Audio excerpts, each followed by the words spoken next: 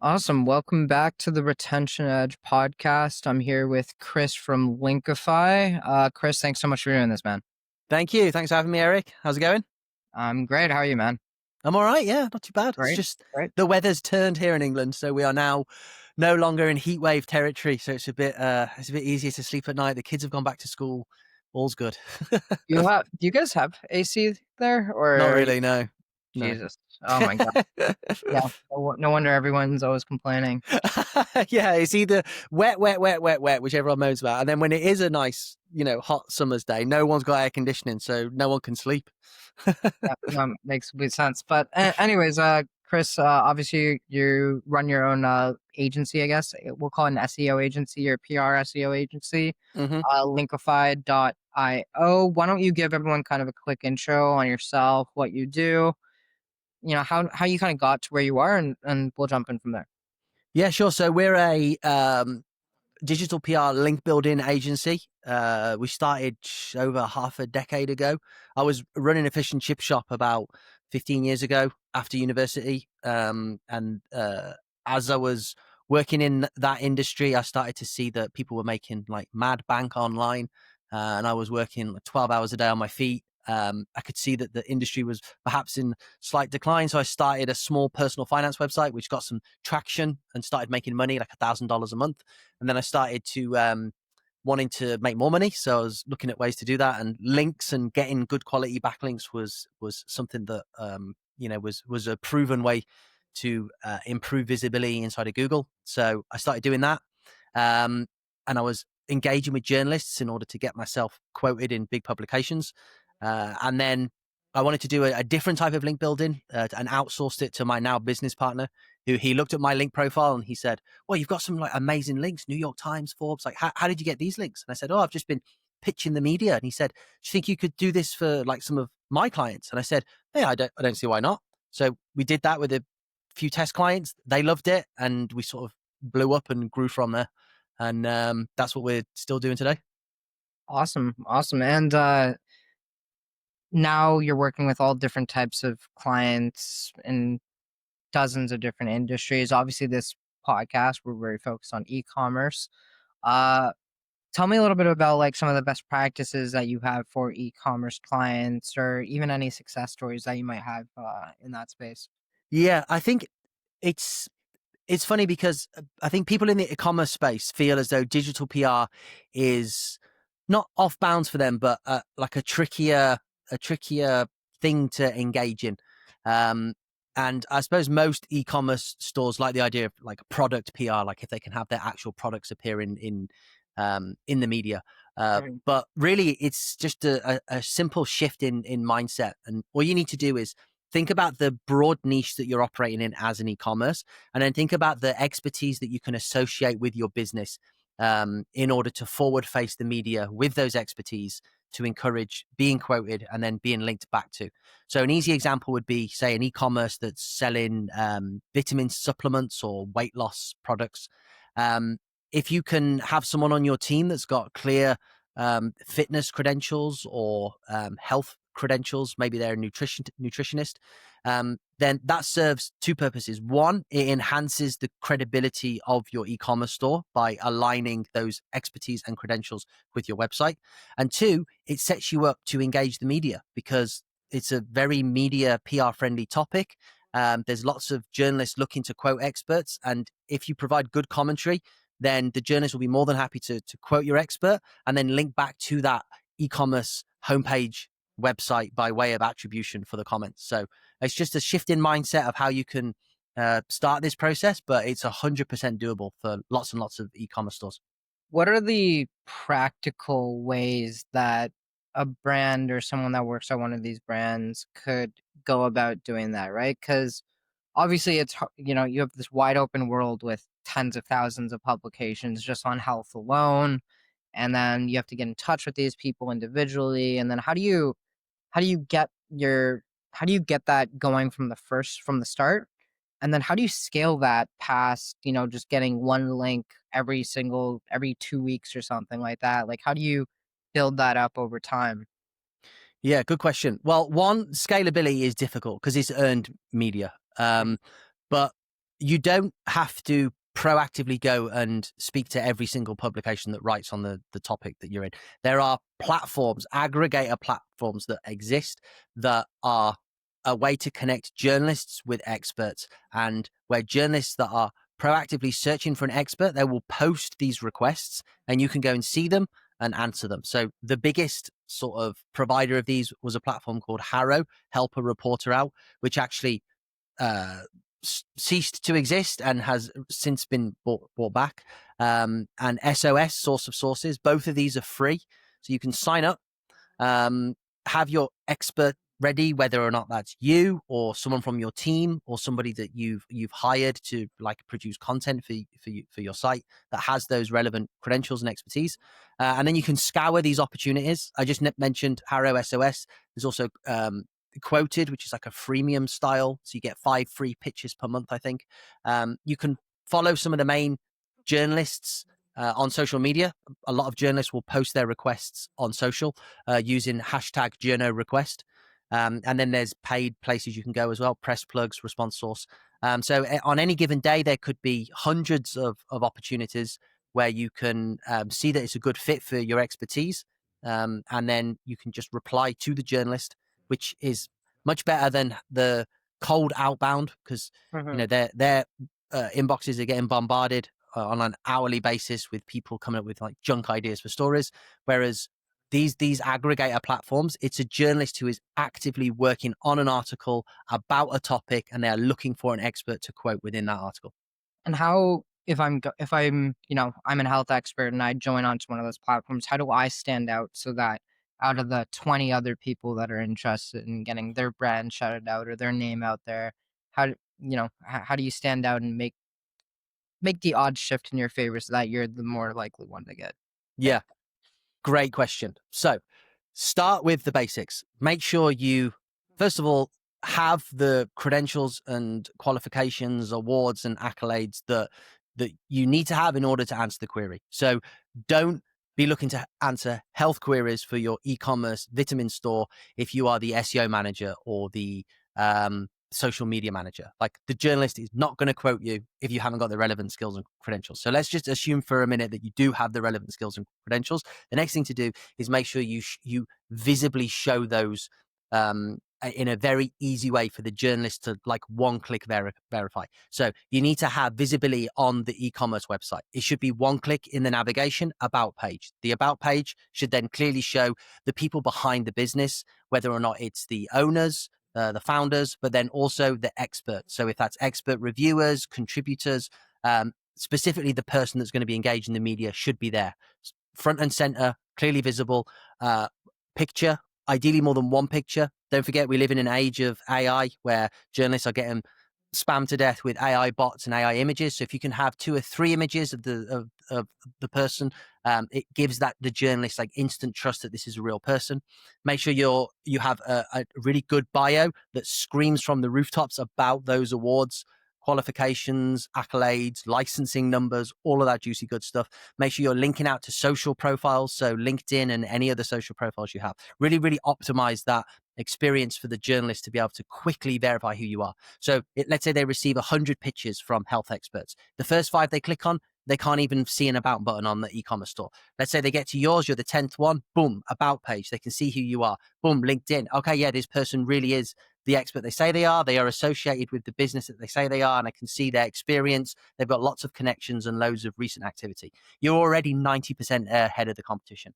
And then finally, do what the journalist asks. So if the journalist says, I'm looking for a health expert to give 3 tips, no more than a paragraph on how you can optimize vitamin uptake, something like that. Don't send them a PDF ebook. Send them 3 tips in a single paragraph. Like, do what they say, Uh, and make sure to be fast but thoughtful. So journalists, they're working quickly, they're on tight deadlines, but don't just send any old junk. Think about your answer, but get it in as quick as you can. and so let's say, okay, I'm going to follow your best practices now. I believe in this strategy.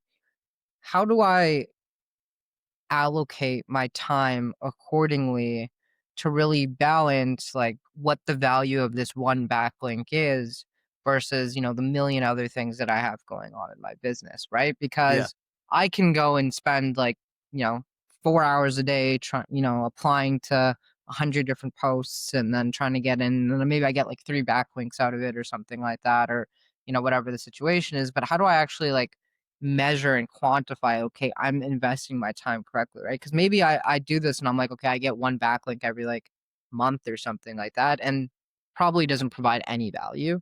Whereas maybe I'm getting 3 a week, and maybe there is some value there. Like, and how do you kind of analyze and measure all of that? Yeah, that's good. 3 a week, you'd be doing well.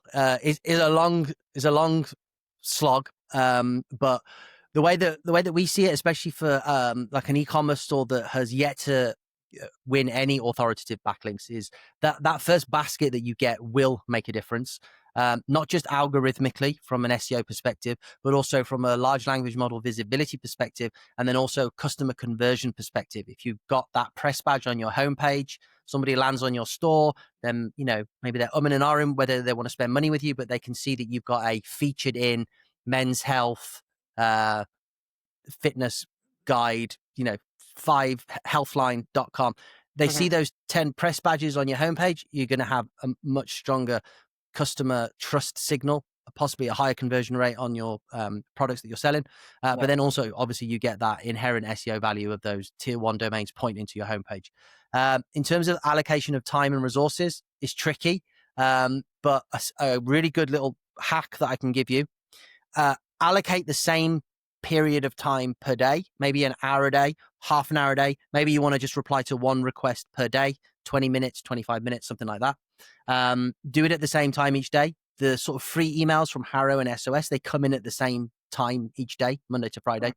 And then really, really hone in on the publications that you are going to give your time to respond to.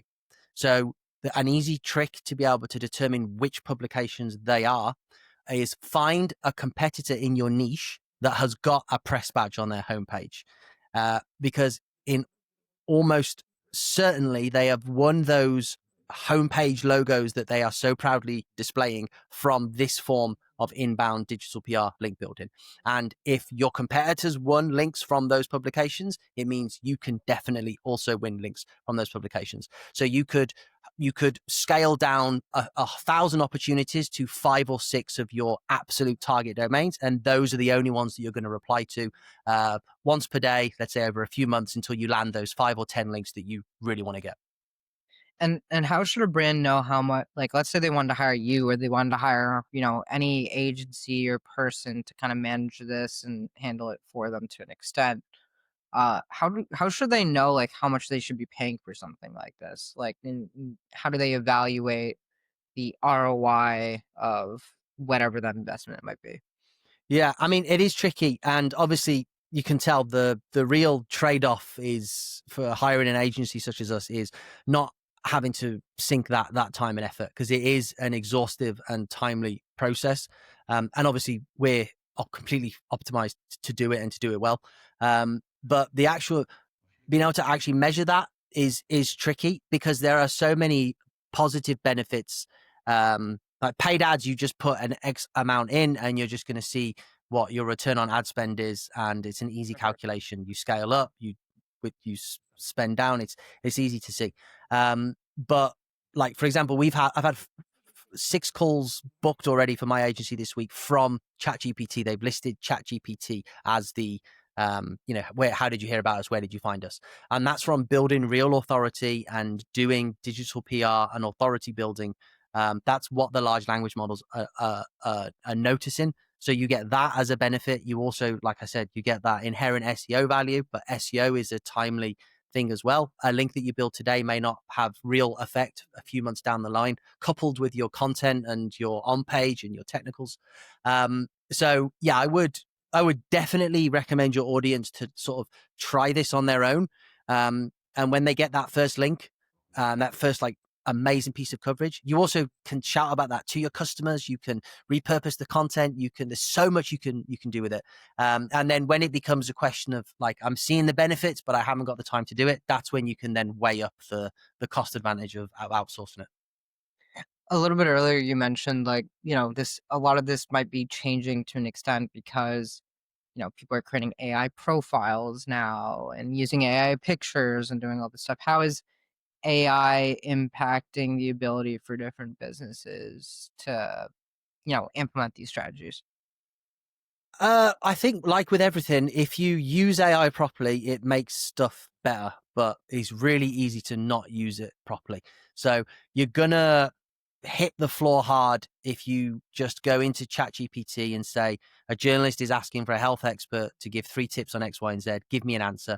And then you copy and paste and send that to a journalist. Like, this will not work for you doing it like that.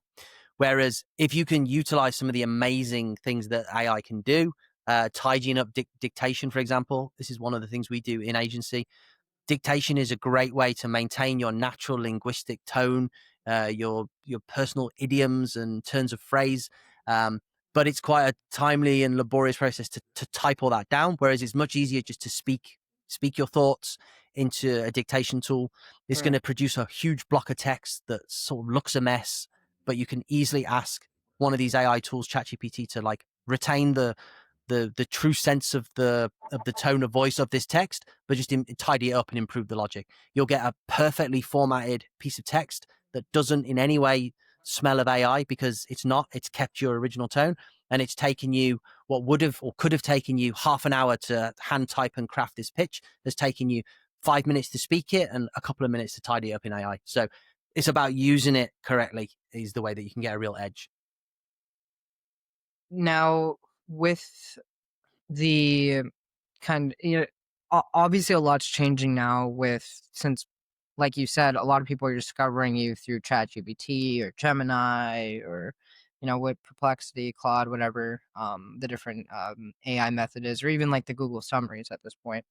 Uh the like how is that new search method that people are using impacting the way that people should look at the setting up backlinks and getting PR and everything like that?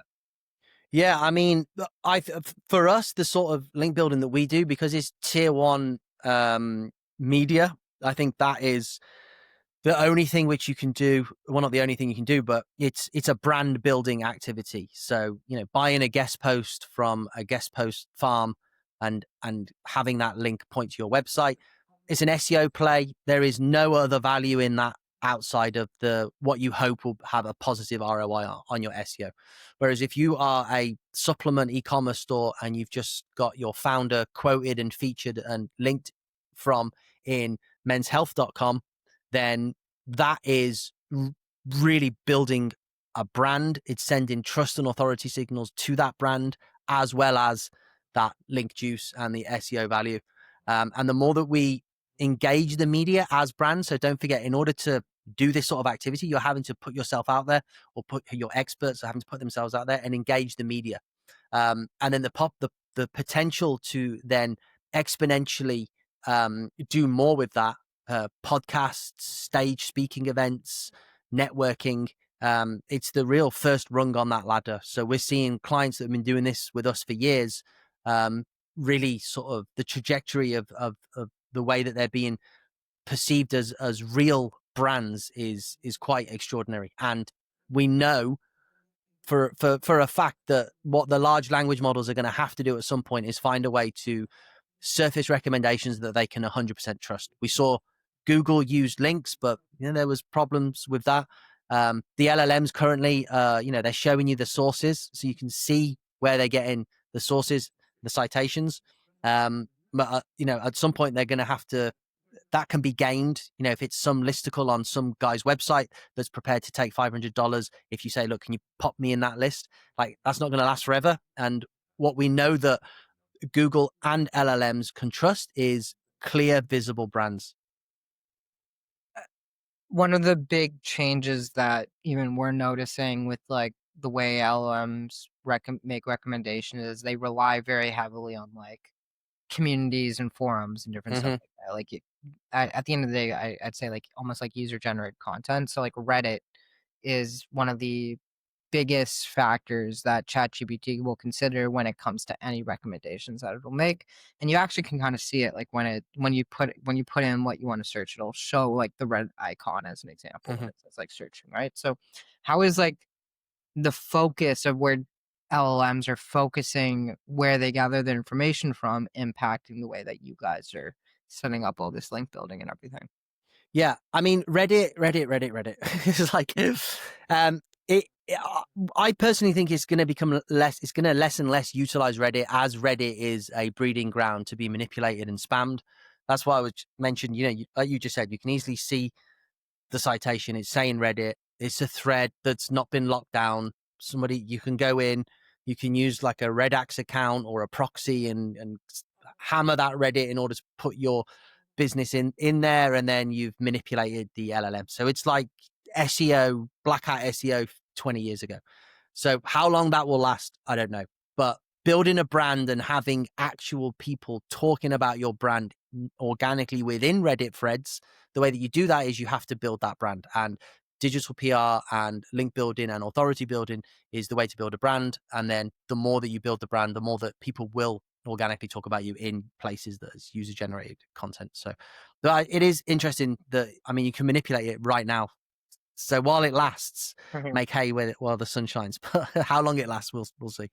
Yeah, that's a really good point, right? There's always like these little hacks that come with every new generation of Mm. different models or different technology or whatever it is.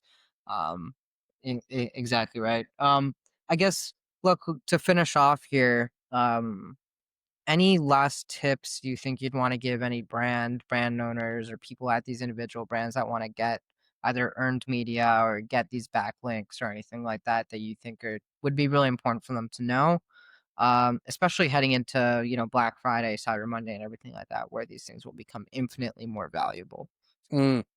Just get started. Optimize, like I said, make sure you've got the right people forward facing to the media, and don't be afraid to sort of just start. But also, you have to take the knockbacks. Like, you won't get anything for a while. You sometimes get feedback from journalists, which you can roll back into your processes. And then my other piece of advice is to track this stuff as well. So have Google alerts. You can use Talkwalker alerts. Both of these are free. Track your brand name, your business name, the person that you're pitching as, and track this like ferociously, because journalists will forget to add a link and a simple, or they won't even tell you that they've quoted you. So that could just go completely unnoticed. Whereas if you're tracking this stuff and you see that, oh, my name's been included in a Men's Health article, you go in, oh, they haven't linked to me. Simple email to the journalist. Well, can you pop this link in? We win 40% of our links from tracking and follow-ups. So track what you do and don't let any of your efforts go wasted. And one more thing, I've got a free cheat sheet if you want to just get started to try and win your first big 5 links, linkify.io -cheat/sheet.